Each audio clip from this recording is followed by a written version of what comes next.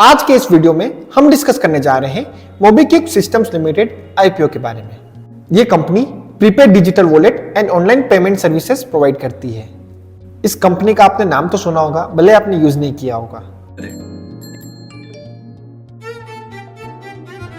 शुक्र है मोबीक्विक देता है timely reminders. Get timely reminders for paying your credit card bills. No late payments or low credit scores anymore. MobiKwik, the no-nonsense app. आइए अब मैं IPO की details के बारे में बात करता हूं। तो ये आईपीओ ओपन रहेगा 11th ऑफ दिसंबर से 13th ऑफ दिसंबर के बीच में। अगर आपको इस आईपीओ में अप्लाई करना है तो आपको मिनिमम 14,787 रुपीज लगाने पड़ेंगे, जिससे आपको 53 शेयर्स अलॉट होंगे इस कंपनी के। इस कंपनी का प्राइस बैंड रखा गया है 265 रुपीज से 279 रुपीज पर शेयर। इसका टोटल इशू साइज है 572 करोड़ रुपीज और ये पूरा का पूरा फ्रेश इशू है। आइए इसके फाइनेंशियल्स के बारे में बात करते हैं।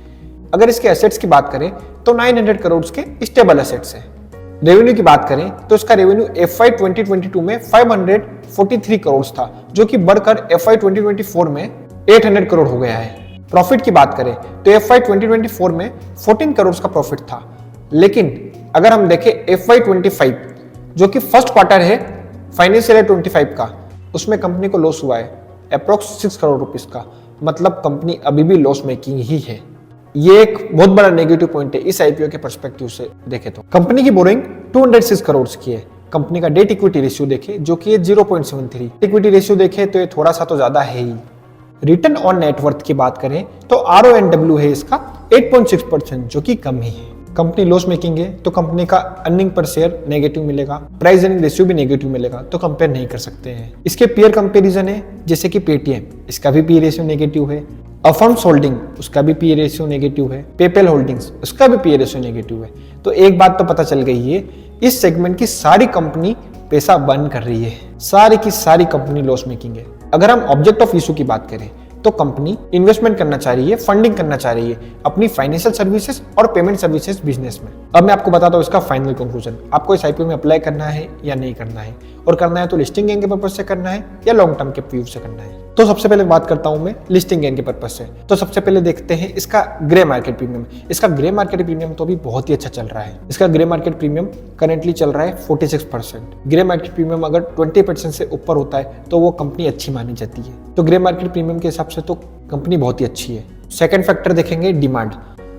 तो आप एक काम करिए, आप 13 दिसंबर तक वेट करिए, क्योंकि इस आईपीओ की लास्ट डेट है 13 दिसंबर। अगर 13 दिसंबर तक सब्सक्रिप्शन अच्छा हो गया तो आप इस आईपीओ में अप्लाई कर सकते हो, क्योंकि जीएमपी तो अच्छा चल ही रहा है, प्लस आपको सब्सक्रिप्शन पता चल जाएगा कि सब्सक्रिप्शन कैसा आया है। तो आप फिर लिस्टिंग गेन के पर्पज से अप्लाई कर सकते हो। आपको जो भी डिसीजन लेना है आप अपनी रिस्क पर और मार्केट को एनालिसिस करके ही लीजिएगा।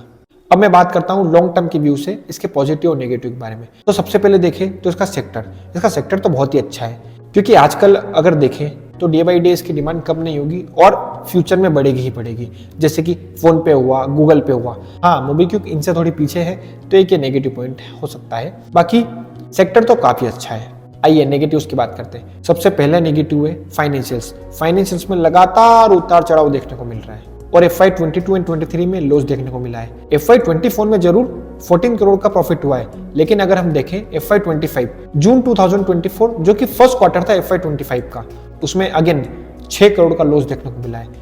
मतलब अगर देखें तो कंपनी लॉस मेकिंग ही है। मतलब फाइनेंशियल्स तो इसके समझ में नहीं आ रहे हैं। सेकंड नेगेटिव पॉइंट है कंपनी के प्रमोटर्स। कंपनी के प्रमोटर्स की होल्डिंग 50% से भी कम है, जो कि एक बहुत बड़ा नेगेटिव पॉइंट है। तो अगर देखें लॉन्ग टर्म के पर्पज से तो मुझे बिल्कुल नहीं लगता है आपको अप्लाई करना चाहिए। हाँ, आप अगर लिस्टिंग गेन के पर्पज से देखें तो आप अप्लाई कर सकते हो, क्योंकि कुछ ना कुछ लिस्टिंग गेन देखने को इसमें मिल सकता है। मैंने विशाल मेगामार्ट आईपीओ का एनालिसिस करके अपने यूट्यूब चैनल पर डाल चुका हूं, आप उसको देख सकते हो। ऐसे ही फाइनेंशियल इन्फॉर्मेशन के लिए आप हमारे चैनल CA रौनक अग्रवाल को सब्सक्राइब कर सकते हैं और नोटिफिकेशन बेल को ऑन कर सकते हो। धन्यवाद।